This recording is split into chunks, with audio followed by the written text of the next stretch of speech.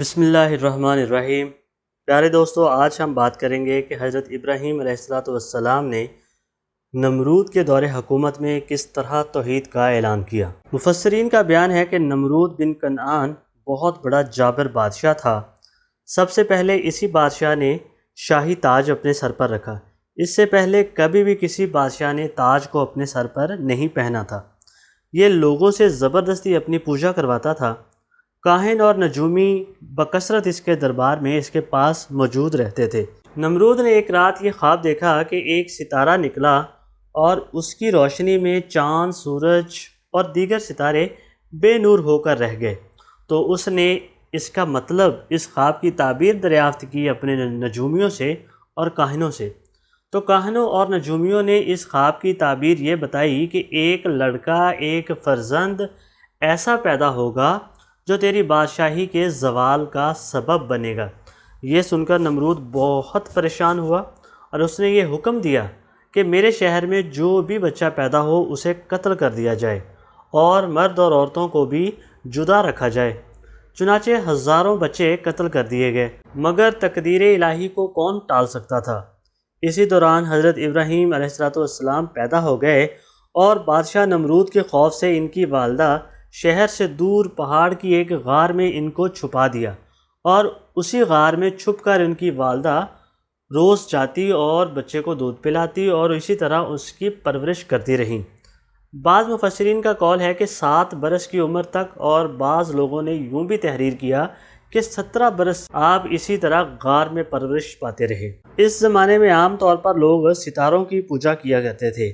ایک رات آپ نے ایک ستارہ دیکھا تو لوگوں کو توحید کی دعوت دینے کے لیے آپ نے نہایت ہی نفیس اور دل نشیں انداز میں لوگوں کے سامنے اس طرح تقریر کی کہ اے لوگو، کیا یہ ستارہ میرا رب ہے؟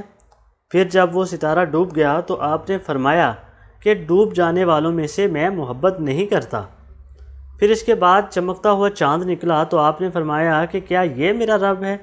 پھر جب وہ بھی غروب ہو گیا تو آپ نے فرمایا کہ اگر میرا رب مجھے ہدایت نہ فرماتا تو میں بھی انہی لوگوں کی طرح گمراہوں میں سے ہوتا۔ پھر جب چمکتے دمکتے سورج کو دیکھا تو آپ نے فرمایا کہ یہ تو ان سب سے بڑا ہے، کیا یہ میرا رب ہے؟ پھر جب وہ بھی غروب ہو گیا تو آپ نے فرمایا کہ اے میری قوم، میں ان تمام چیزوں سے بیزار ہوں جن کو تم لوگ خدا کا شریک ٹھہراتے ہو، اور میں نے اپنی ہستی کو اس ذات کی طرف متوجہ کر لیا ہے جس نے آسمانوں اور زمینوں کو پیدا فرمایا۔ بس میں صرف اسی ایک ذات کی عبادت کرتا ہوں اور اسی ایک کا پجاری بن گیا ہوں، اور میں شرک کرنے والوں میں سے نہیں ہوں۔ پھر ان کی قوم نے ان سے جھگڑا کرنے لگی تو آپ نے فرمایا کہ تم لوگ مجھ سے خدا کے بارے میں جھگڑتے ہو۔ اس خدا نے تو مجھے ہدایت دی ہے اور میں تمہارے جھوٹے معبودوں سے بالکل نہیں ڈرتا۔ سن لو، میرے رب کے حکم کے بغیر تم لوگ اور تمہارے یہ دیوتا اور بت میرا کچھ نہیں بگاڑ سکتے۔ میرا رب ہر چیز کو جانتا ہے، کیا تم لوگ میری نصیحت کو نہیں مانو گے؟ الغرض اس واقعہ کو مختصر قرآن مجید میں بھی بیان فرمایا گیا ہے۔ سورہ آل انعام کی آیات ہیں۔